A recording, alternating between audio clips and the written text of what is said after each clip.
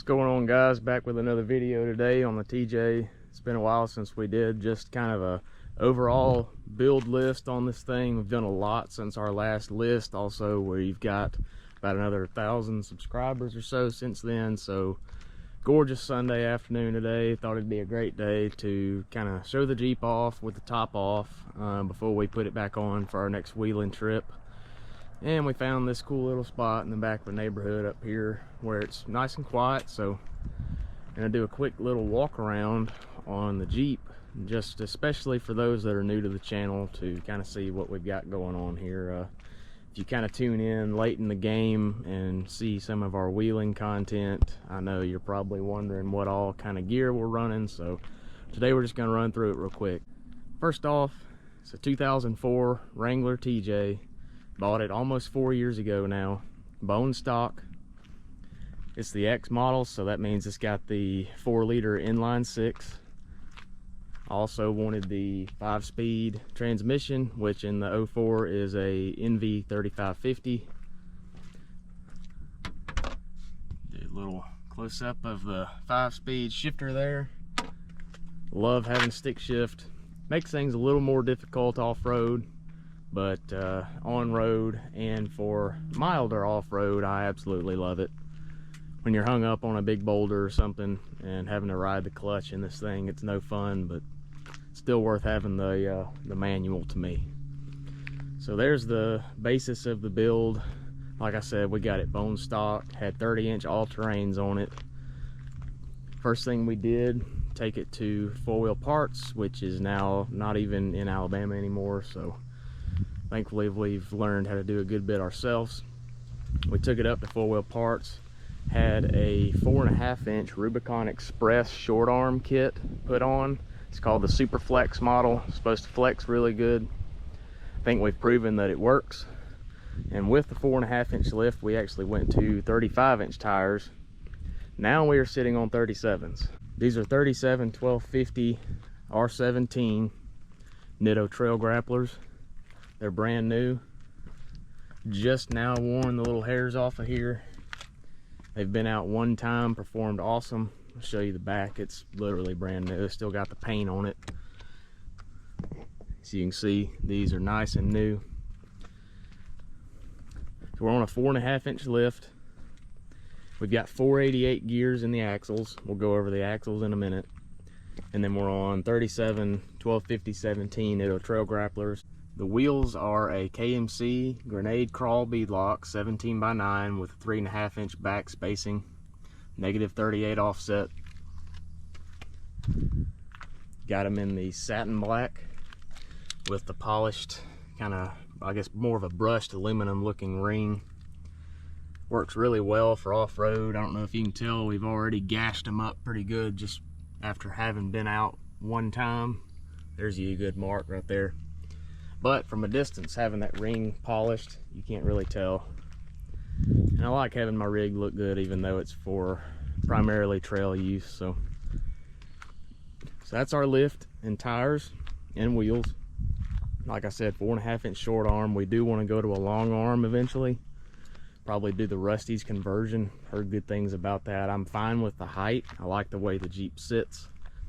I just want a little beefier arms and I want a little better ride. Also should flex a teeny bit better, even though this thing's already a beast. So now that we've talked about the lift and the tires and wheels, we can move up here. We're running a factory Dana 30. Just a plain Jane TJ Dana 30. However, you can see we've obviously got a Artec cover on the diff. We've got RCV axles,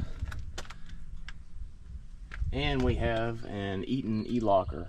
The locker and the RCV shafts are 30 spline, so a little beefier than stock 27 spline. That plus the heavy duty cover.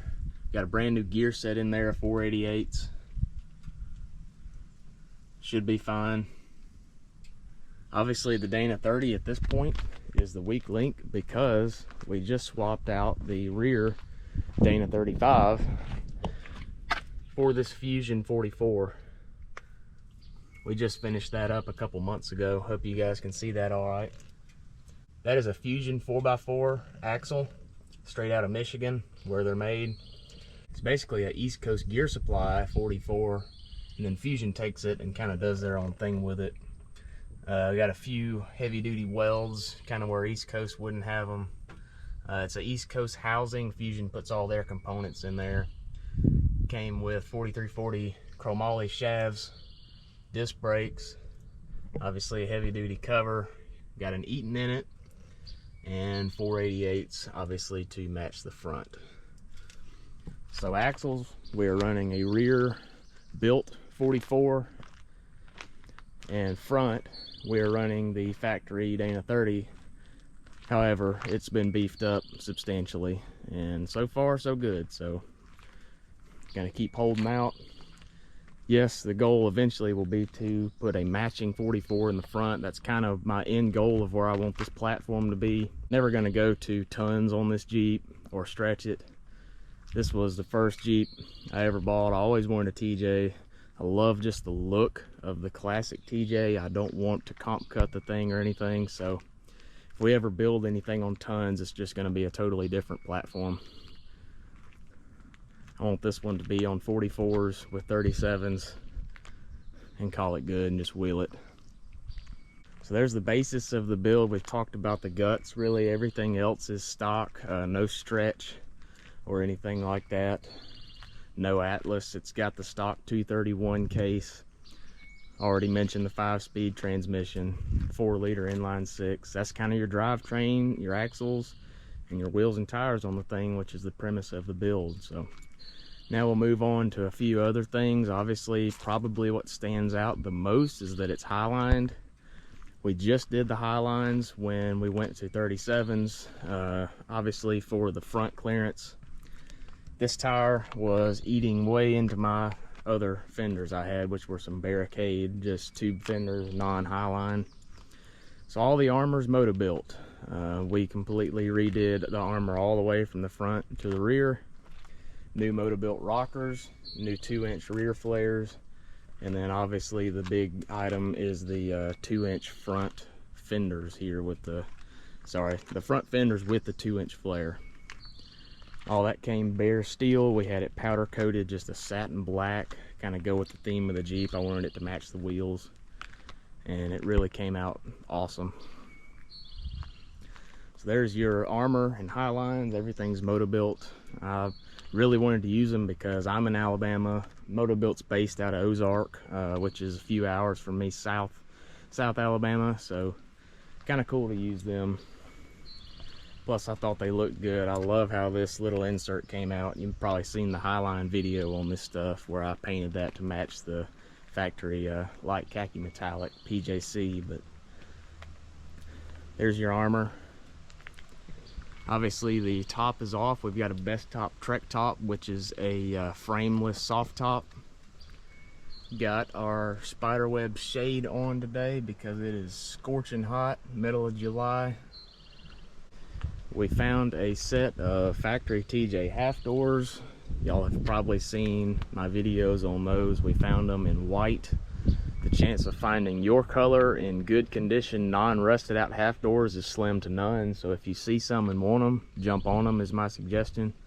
We ended up waiting a while and all we could find was a white set, so we had them painted to match. Local body shop did that, came out awesome. I redid the inner panels myself to match the factory kind of khaki interior color of this thing. So there's your half doors. The TJ came with full doors and a hard top. We always wanted a soft top and half doors just because that's kind of more what we use it for. This thing stays looking just like this, or probably with the Safari top on, kind of the top half of the Best Top. That's primarily how we ride around for 90% of the year or so, and then January, February, when it's really cold, we may put the entire thing on with the full doors. Coming down here, that stood out to me. That's just a power stop caliper set. We got power stops on the front. I had a caliper lock up on me not too long ago, so we replaced them with that. Went ahead, got the rotors, calipers, and pads. Rear, like I said, we did a disc conversion when we went to the Fusion 44, so it's disc front and rear, stops really well. Forgot drive shafts. We have a Tom Woods 1310 in the rear and a Adams 1310 in the front. We had an Adams in the back, but had to order a Tom Woods custom when I went to the 44. That's just kind of what I chose to do. I heard the biggest compliments about customer service and everything from Tom Woods, so we gave them a shot. Everything works well. We've got a Barnes four-wheel drive skid plate on here, just the transfer case skid. No oil pan skid yet. They make a kit that ties to this that goes up and covers the oil pan that will be on our to-do list. Other than that, everything's factory, no other skid plates. The reason we did this is actually because we had to do a transfer case shift linkage. Our factory Z linkage snapped on a riding trip recently out to Stony Lonesome, so we went ahead and did the Novak cable shift linkage for the 231 transfer case. It's a good upgrade really for anybody to do. It's just so much of a better design, especially if you plan on running a body lift. You're probably going to need that. Coming up front here, all the armor, like I said, is moto-built besides the rear bumper we'll get to in a minute. This is a moto-built stubby. Really plain bumper. I actually got this before I did all the armor, or else I would have had it powder coated as well. I bed lined this. I kind of wish I wouldn't have, but it doesn't look too bad. Kind of just wish it matched the rest of the armor, and I may take it off one day and strip it down and see if I can't get it coated or paint it satin black myself to match the rest, but that's what it is. It's a moto-built stubby. I always wanted the stubby. I don't like having a huge bumper. I like the whole tire sticking out from the end of the bumper. Maximum clearance. Also works well with the anti-rock sway bar from Rock Jock. We put this on around a year ago, and the difference is astronomical. I get a lot of questions about the anti-rock as far as, is it worth the $500 or whatever it costs? My answer is always yes, because before we were running no sway bar. This thing drives on the road maybe once a month, if that. I'm talking about serious road driving, like over a 15-minute trip or so, and that happens maybe once a month. So we pulled the front sway bar just because I was tired of disconnecting it every time, and then, like I said, we never drove on the road, so what was the point of reconnecting it? So we went to an anti-rock, and the difference in stability with this versus no sway bar is unreal. The body stays straight up and down, very, very stable, while still allowing the axles to articulate and do what they need to do. So highly recommend the Rock Jock. As far as a winch, we've got a Warren VR Evo 8 synthetic rope with a Factor 55 Pro Link on it. The 8,000 pound with synthetic line is all this Jeep needs. I've never had any issues out of that winch as far as needing more power. Headlights are truck light LEDs. It's one of the first things I did when I bought the Jeep, and then I sprayed the bezels black. Always thought it looked good versus the factory chrome. Steering wise, I know steering's probably a big question you guys have. We do not have any hydro assist yet. After the wheeling trip with the 37's, I was honestly scared that I wasn't going to be able to turn at all, and that wasn't the case. I don't know what it is with mine. I know people say sometimes they can't even turn with 35's. I didn't have a problem. It is very hard to turn with the locker on, I will give you that. But it's not impossible, and with the locker off it turns almost like stock. So we may add a PSC cylinder or a redneck ram at some point, but for right now we're running just the Curry Correct Link Y-Link factory style steering. All it is the factory TJ Y-Link steering beefed up and a Fox stabilizer. This stuff is very, very good, keeps your steering feeling just like factory, but the thickness of the tie rod and drag link are almost twice what the factory is in order to hold up to these 37's. Coming around back, this is the only piece of armor we have that is not moto-built. This is a Highline off-road rear bumper with tire carrier. It will hold up to a 37, so We are technically, according to the book, at the max size we can hold on this, but this thing is very, very high quality. I was super impressed when I unboxed this thing and was putting it together. They took a lot of time and research and development and manufacturing of this bumper. Everything works awesome. The swing gate actually swings out with the tailgate. I'm not going to do it right now because I don't know where I put the key, but this tire and the gate open with the handle of the factory TJ tailgate, so there's no extra pin anywhere you have to remove. This all functions as one unit, which I really like, and it just looks good. You kind of get back here. My old bumper had a lot of tubing kind of that could be visible up going to connect to the tire and everything. This thing just has one arm that comes out of a peg here, goes up 45s up and holds the tire in place. Very clean look, which is my favorite on any vehicle. Just like everything to look nice and clean, nice even lines, and this is so clean that it almost just looks like the spare tire is just floating, which we really enjoy. Already mentioned the spider web shade. It was a cool add-on. Kind of keeps it a little bit cool in there, even with the top off. Coming inside now for a few more things. We've got probably the biggest noticeable thing is we're running bar tacked seat covers. Got the front and the rear seat covered in them. Great stuff. Got the webbing on the back here. Kind of gotten to be the popular look. We are running the Smittybilt SRC cage. This thing is bolt in, it's not weld in. I always get questions on the cage. Yes, if you roll, this will hopefully protect the windshield area and keep you safe, but it's not going to be the sure guarantee of just being tough as nails like kind of the Genrite and the Poison Spider weld-in cages are. But this was also half the cost, easy to put in. I could do it myself, and hopefully it's all we need because we never plan on rolling, but if it happens, I like to have something up here in the windshield area to protect us. Something we just added was a Pro Clip phone mount. Got my phone sitting in there. I'm usually the ride leader on the majority of our trail rides, and I never had anything to hold my phone. I always had my wife holding it and kind of telling me where we were. Now we've got that. It's a really good spot. Kind of go to a driver's point of view right here. It just kind of sits right there on top of the radio. Our air doesn't work, so it blocking that vent isn't a big deal at all. Really slim and clean, really stout.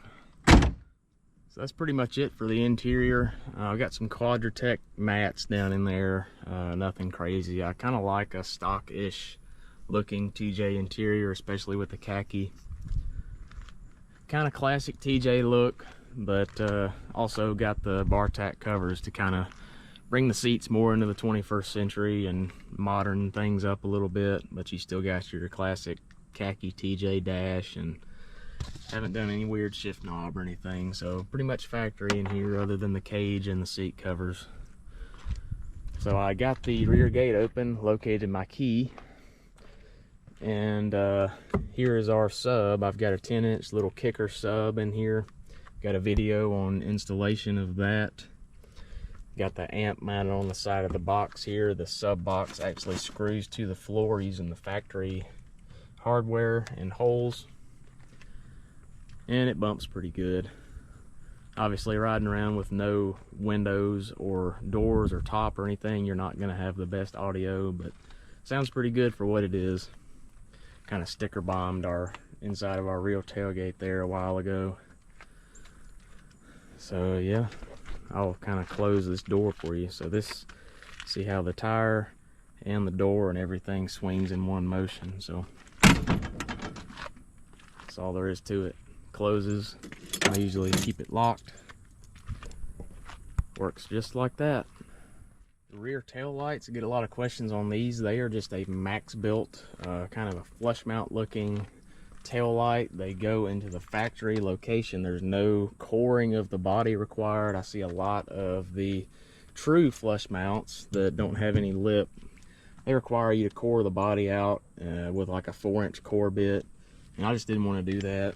These look really good, and just bolted to the factory taillight bolt holes with 2 little screws there. Had to put a different relay in to eliminate hyper flash. That's just something real quick and easy under the steering wheel. So that's rear tail lights, rear bumper. I think we've hit almost everything on here. We did have to run a 1 1/4 inch adapter to run these KMC grenades. Nobody really makes a 5x4.5 anymore lug pattern. It's just the factory TJ pattern. Everybody's running the JK or an 8 lug these days. So these wheels are actually a 5x5, which is the JK pattern. So we did a 5x4.5 to 5x5 Spider Tracks adapter. You can't really see it. You may be able to see the front one if I get you in there. It's a little blue disc. There it is. Everybody asks, is it safe to run those? Yes, it's safe to run them. Get good quality hub-centric stuff, you won't have a problem. Hubs may wear a little quicker, but the wheel's not going to come off going down the road or anything, unless you're just a dummy and don't put the lug nuts on or something like that. Kind of gets you an up close of the Motobuilt Highlines. They came with the aluminum inner fenders. Everything looks really clean. Love the way the inner fenders kind of look with our paint color on the thing. I think we've about hit everything. Really liking this new film spot. Hope it shows up well on the video. It's a really cool little spot back here. Always wanted a set of 37s, didn't know if it was doable. Had to pull the trigger on a 44. Would like to get one in the front eventually, but with those RCVs in there, as long as you take it easy, I'm not really worried about it. So we're on 37s. There's kind of your stance with the 2-inch Motobuilt flares. I'd say over 3/4 of the tires out, or right at 3/4. Pretty much there's 4 rows of tread here, and 3 out of 4 are uncovered. So if you don't like getting muddy or whatever, I'd get the 4-inch version. So as far as under the hood, fairly stock. We did have to run a K&N cold air intake to get the Highlines in here. That's just something you have to do. Got an Optima battery. Obviously some of this stuff is relocated, but everything under here is stock other than the intake. So that's pretty much it for under the hood. No crucial information can be found in here. I like the good old stock 4-liter, and that's all you need. All right guys, that's gonna be it for this one. I'm sure I left something out, but we hit everything major on the Jeep. It's my TJ on 37s. Full walk around build list. So if you got any more questions, please feel free to drop them in the comments, send me a message. You can find us on Instagram, Facebook. As always, we appreciate you watching. This has been Everyday Off-Road. We'll see you in the next one.